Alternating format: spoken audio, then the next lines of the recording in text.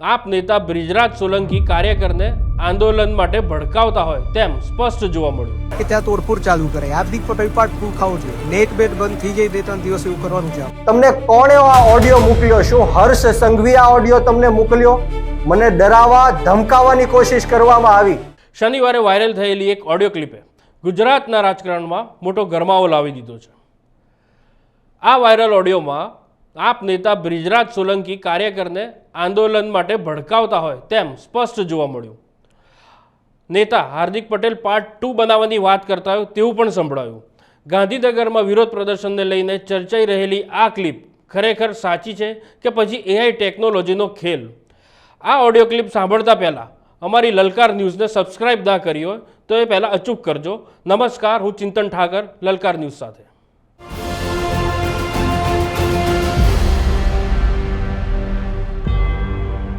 સમજો છાવણીથી નજીકનું bus stop નહીં પકડતા ત્યારે પોલીસ વાળા છે કંઈક દૂર મેળા તો બસ સ્ટોપ ગમે તે ગોતી લ્યો અને નક્કી કરીને પીઓ મને હા સાહેબ નહીં કરાવું નામ જો બસ સ્ટોપ પાસે કોઈ પેસેન્જર હોય ને તો થોડીક પાનાવાદી કરીને એને બગાડજો પેલા પછી હરદાવજો અને હમણાં અઠવાડિયું ઘર બહાર બધું ભૂલી જાજો।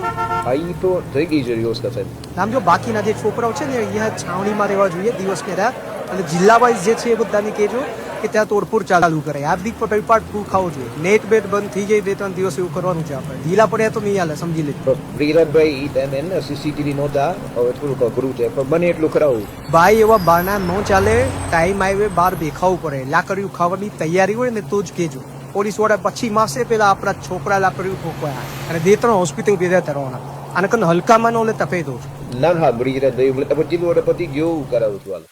સાંભળ્યું આ કથિત ઓડિયો ક્લિપમાં બ્રિજરાજ સોલંકી કાર્યકરને કેવા ભડકાવી રહ્યા છે।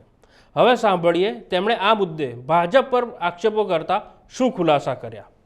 જેમણે સ્પષ્ટીકરણ કર્યા વગર ક્યાંય જાણ્યા કે જોયા વગર મને બદનામ કરવા માટે કોકરોચ જનતા પાર્ટીના આ ગુજરાતના યુવાનોને બદનામ કરવા માટે આ આંદોલનને કચડી નાખવા માટે આ જે કાવતરું રચવામાં આવ્યું છે એ મીડિયાના લોકોએ પણ સ્પષ્ટીકરણ કર્યા વગર મીડિયા સમક્ષ મૂક્યું છે।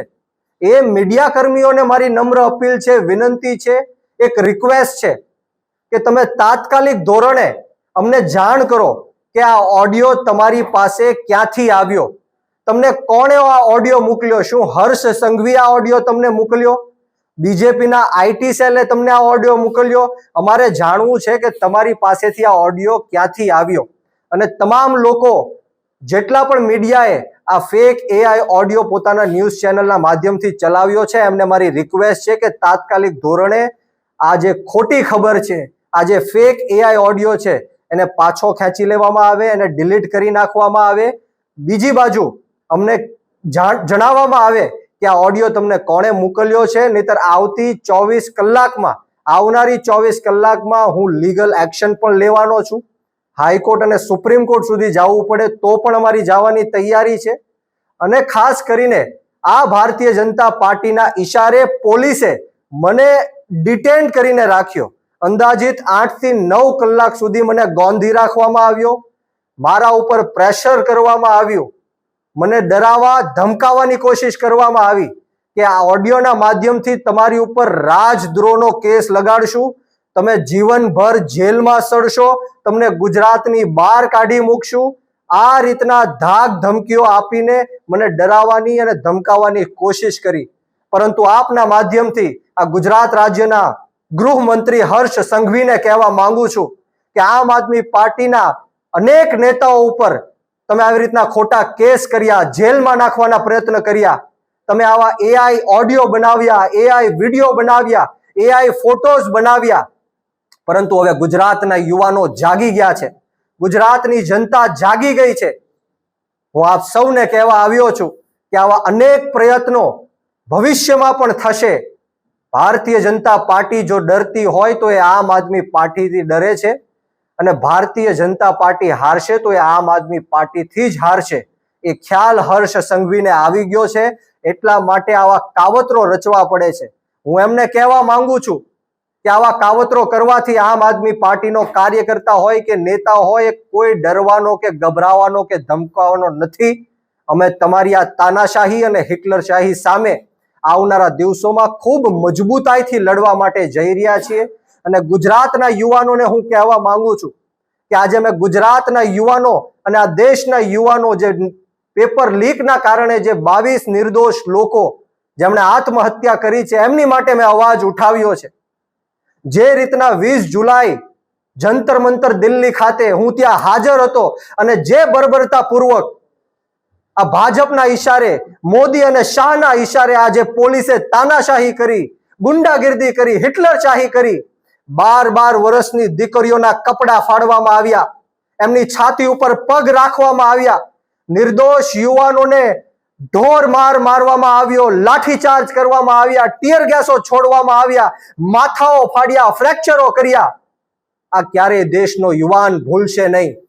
દેશનો યુવાન અત્યાર સુધી સૂતો હતો, પરંતુ આ આંદોલન થકી અત્યારે દેશનો યુવાન જાગી ગયો છે. તમારી તાનાશાહી સામે, તમારી ગુંડાગીર્દી સામે અને હિટલરશાહી સામે અમે ઝૂકવાના નથી, ડરવાના નથી, ગભરાવાના નથી. અનેકો વાર મને જેલમાં નાખવાના પ્રયત્ન કર્યા. આ પ્રયત્નમાં પણ મને રાજદ્રોહના ગુનામાં ફિટ કરવાની કોશિશ હર્ષ સંઘવીએ કરી છે. ત્યારે આવનારા દિવસોમાં પણ ફેક એઆઈ ઓડિયો બનાવીને, ફેક એઆઈ વિડીયો બનાવીને, ફેક એઆઈ ચેટ્સ બનાવીને, ફોટોઝ બનાવીને મારા ચરિત્ર ઉપર ઘા પહોંચાડવાના ભારતીય જનતા પાર્ટી કરવાની છે. ત્યારે હું ગુજરાતની જનતાને વિનંતી કરું છું, ખાસ કરીને ગુજરાતના યુવાનોને વિનંતી કરું છું, આ આંદોલન આપણા યુવાનોનું આંદોલન હતું અને એના કારણે ભારતીય જનતા પાર્ટીએ ઝૂકવું પડ્યું છે, નરેન્દ્ર મોદીએ ઝૂકવું પડ્યું છે. સોનમ વાંગચુકજીએ જે રીતના 26 દિવસ ઉપવાસ આંદોલન કર્યું, આ એની જીત છે. ત્યારે ગુજરાતના યુવાનોને પણ હું વિનંતી કરું છું કે 34 જેટલા પેપરો લીક થયા, પરંતુ આજ દિન સુધી કોઈ આરોપીને જેલની પાછળ ધકેલવામાં નથી આવ્યો. ગુજરાતના યુવાનોએ જાગવું પડશે. યુવાનોને હું કહેવા માંગુ છું કે આપણે શહીદ આઝમ સરદાર ભગતસિંહને માનવા વાળા લોકો છીએ, રાજગુરુ અને સુખદેવને માનવા વાળા લોકો છીએ, 18 વર્ષના ખુદીરામ બોઝને માનવા વાળા લોકો છીએ. અશફાકુલ્લા ખાન હોય, ઠાકુર રોશનસિંહ હોય, રાજેન્દ્ર લહેડી હોય, ચંદ્રશેખર આઝાદ હોય, યુવાનોએ જ્યારે આ દેશની અંદર કુરબાની આપી ત્યારે જઈને અંગ્રેજોની ગુલામીમાંથી આ દેશ મુક્ત થયો છે. યુવાનોએ જ્યારે શહીદી આપી ત્યારે જઈને આ દેશનું લોકતંત્ર અને સ્વતંત્ર બચ્યું છે. ત્યારે આજે આપણો ભારત દેશ ખતરામાં છે. ભારત દેશને 140 કરોડ લોકો ખતરામાં છે. ગુજરાતના લોકો ખતરામાં છે. ગુજરાતનું યુવાધન ખતરામાં છે. ગુજરાતની મહિલાઓ હોય, ગુજરાતના મજૂર વર્ગના લોકો હોય, રત્ન કલાકારો હોય, મજૂર વર્ગના લોકો હોય, પશુપાલકો હોય, નાના મોટા વેપારીઓ હોય, આ તમામ ખતરામાં છે અને ભારત દેશનું સંવિધાન ખતરામાં છે. ત્યારે આ દેશના યુવાનોએ જાગવું પડશે, આ જ રીતના ક્રાંતિ કરવી પડશે. હું તમને વિશ્વાસ આપવા આવ્યો છું, ખાતરી આપવા આવ્યો છું કે આવનારા દિવસોમાં ગમે ત્યારે પણ ગુજરાત નહીં પરંતુ આ ભારત દેશની અંદર યુવાનો, મહિલાઓ અને ખેડૂતો ઉપર અન્યાય અને અત્યાચાર થશે. ત્યારે આ જ રીતના આમ આદમી પાર્ટી તમારી પડખે ઊભી રહીને તમારો અવાજ બુલંદ કરવાનું કામ કરશે, તમારા સંઘર્ષમાં સહભાગી બનવાનું કામ કરશે. વિશેષ વાતો નથી કરવી. આવો ને આવો સાથ સહકાર અને પ્રેમ યુવાનોનો મળતો રહે એવી જ માતાજીના ચરણોમાં પ્રાર્થના સાથે આપ સૌને બ્રિજરાજ સોલંકીના જય હિન્દ, જય ભારત, જય જય ગરવી ગુજરાત, ઇન્કલાબ જિંદાબાદ, યુવા શક્તિ જિંદાબાદ. તો સાંભળ્યું ને તમે, બ્રિજરાજ સોલંકીએ તો સીધો ભાજપની આઈટી સેલ પર ચરિત્ર હનનનો આરોપ લગાવી દીધો. તેણે તો હાઈકોર્ટ અને સુપ્રીમ કોર્ટ સુધી જવાની ચીમકી ઉચ્ચારી દીધી.